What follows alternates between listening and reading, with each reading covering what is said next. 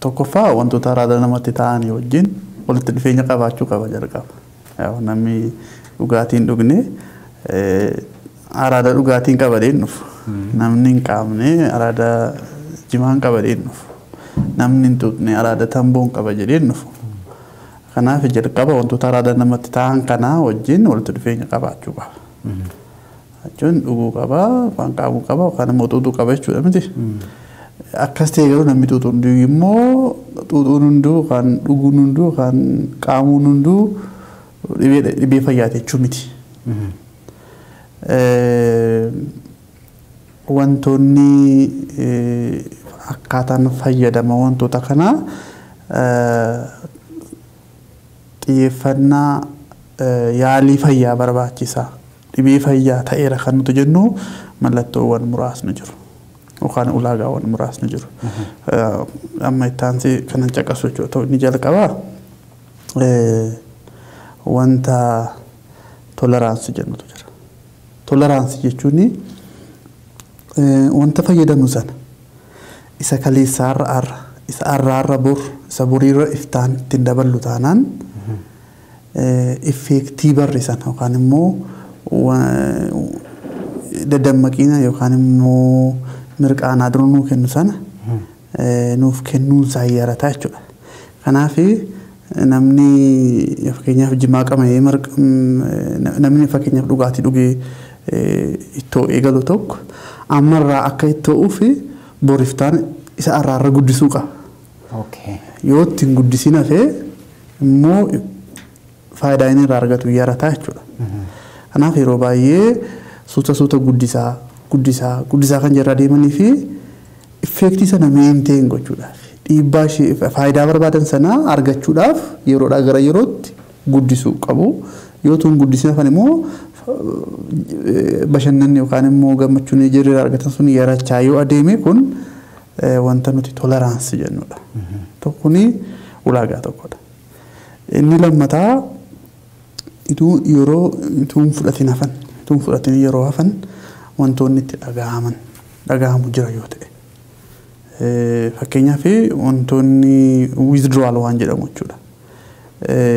Wantoonni adda addaa withdrawal symptomii adda addaa nuuf kennu. Fakkeenyaaf namni dhugaatii baree yookaan dhugaatiitti araada ta'e tokko gaaf tokko sababa adda addaatiin tuun dhugini yoo hafee mallattoowwan adda irratti mul'achuu danda'a.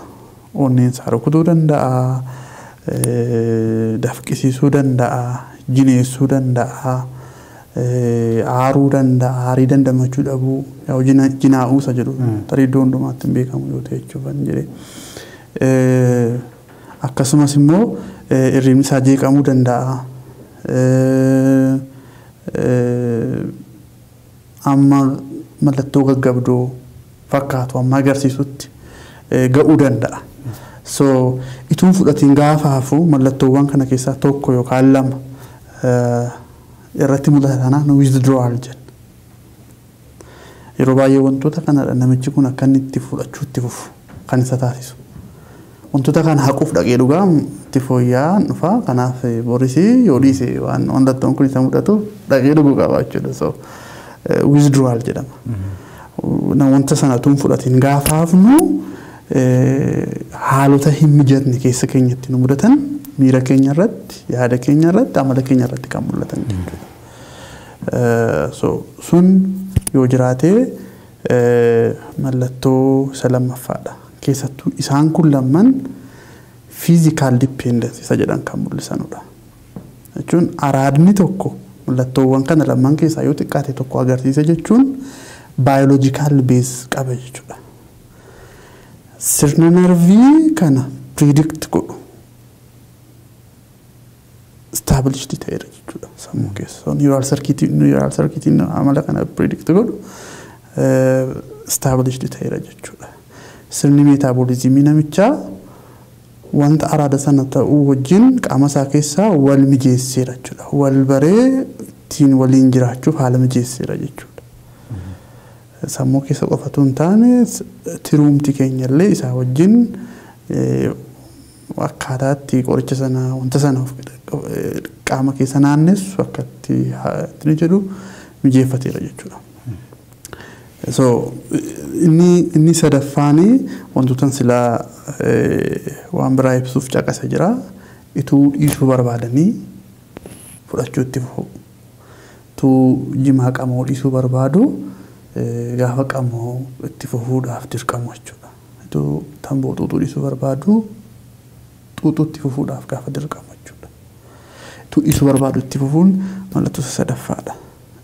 Akkasumas immoo kanani sila caqasee amma barbaadameen ol yookaan amma karoorrataniin ol yookaan immoo amma turuuf karoorfataniin ol turuu spending more than what's intended and taking more than what's planned jechuu dandeenya. Isa sila kanas sila waan caqaseef irra hin deebi'u. Akkasumas immoo sababii itti fayyadama kanaatiif hojii jireenya hawaasummaa jireenya bashannanaa adda addaa jeequu jalqabu. Akkasumas immoo dhibee qaamaa yookaan dhibee sammuu sababii araada kanaan dhufe ituu beekanii dhibeen sun akka isaan irra jiru ituu beekanii itti fayyadamuu fufuu. Dhibee dhalaniituma beekanii? Fakkeenyaaf namichi kun dhibee garaachaa qaba. Ogeessi dhibee garaachaa kana kan fidee tamboo ati xuuxuudha dhugaatii ati dhuudhatu jedhu namni tokko kana dhiisuu dadhaba taanaan fudhachuu itti fufa taanaan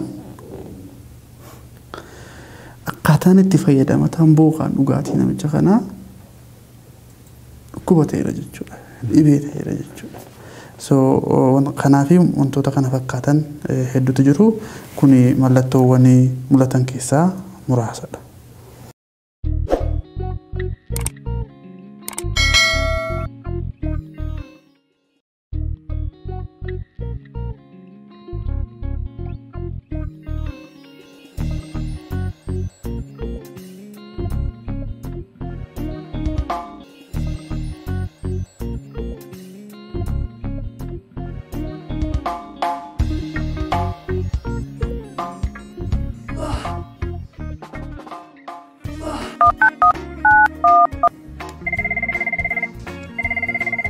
Yoko Doctor rakkoon fayyaa akkasii akka tasaa isiniif maatii keessan yoo mudate maal gootu laata? Fayyaan faaya.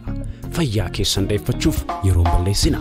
Giddu galeessa bilbilaan tajaajila yaala fayyaatti argatta. 724 Yoko Doctor yaadadha. Kana booda dooktaroota muuxannoo fi beekumsa gurguddaa horatan waliin wal quunnamaa mana keessan keessatti bilbilaan yaalamaa furdina garmalee dhibee tasaa adda addaa waa'ee ulfaa fi gadameessaa dhibee daa'immanii fi waa'ee fayyaa keessanii kamiyyuu bilbilaan dooktara keessan waliin mari'adha. 724 Yoko Doctor giddu galeessa tajaajila fayyaa bilbilaan yaalamuu bakka jirtanitti.